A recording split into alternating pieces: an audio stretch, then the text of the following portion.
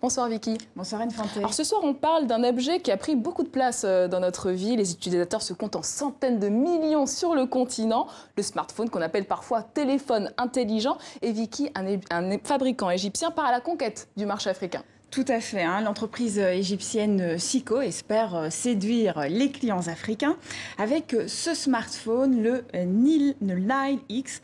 Dès le début de l'année prochaine, donc, l'appareil sera vendu au Kenya, au Maroc, en République démocratique du Congo, au Nigeria ou encore au Ghana. Alors, la marque est déjà présente dans les pays du Golfe, mais la concurrence, elle serait moins intense sur le continent, sur le marché africain. La cible, c'est vraiment une clientèle avec des faibles revenus.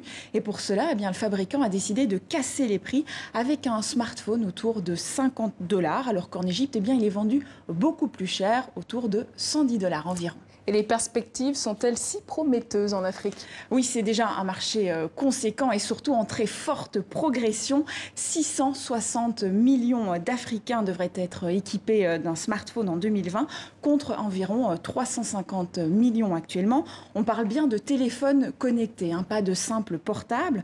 Le marché devrait donc peser 79 milliards d'euros en Afrique en 2020 contre 60 milliards aujourd'hui. L'Afrique, ce n'est donc plus un simple marché pour les appareils de seconde main. Les ventes de smartphones ont véritablement le vent en poupe et ont vraiment de beaux jours devant elles, alors que dans les pays les plus développés, elles sont plutôt en déclin. Et d'autres fabricants concurrents l'ont déjà bien compris, Vicky. Tout à fait, et c'est le coréen Samsung qui est le mieux implanté. Il détient près de 30% du marché, tout simplement car il a su s'adapter à une demande locale avec des smartphones peut-être un peu moins performants, mais qui fonctionnent quand même bien. Très loin derrière, on trouve les Chinois Tecno et Huawei qui ont chacun un peu plus de 7% du marché, contre seulement 5% pour Apple, et c'est similaire pour Nokia. Et un fabricant algérien souhaite lui aussi avoir sa part du gâteau, c'est la société Condor.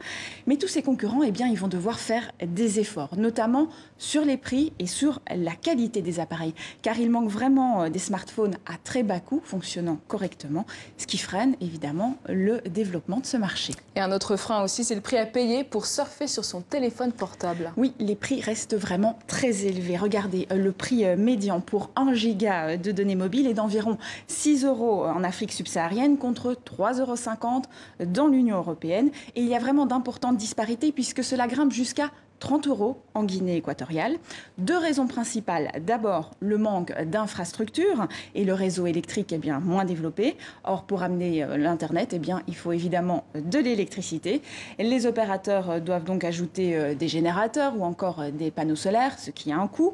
Ensuite, le manque de concurrence. Il y a encore beaucoup d'opérateurs publics qui se réservent des marges assez confortables. Depuis quelques mois, certains États comme l'Ouganda ou encore la Zambie taxent même les conversations sur les réseaux comme WhatsApp ou encore Skype. Selon les autorités, c'est une manière de faire face au déclin du secteur des télécommunications, alors que pour les internautes, c'est tout simplement une volonté de contrôler les réseaux sociaux en limitant leur accès. Donc la seule solution, c'est vraiment une concurrence plus acharnée pour permettre de faire baisser considérablement les prix. Merci beaucoup Vicky pour toutes ces informations. À dans 15 jours. À dans 15 jours.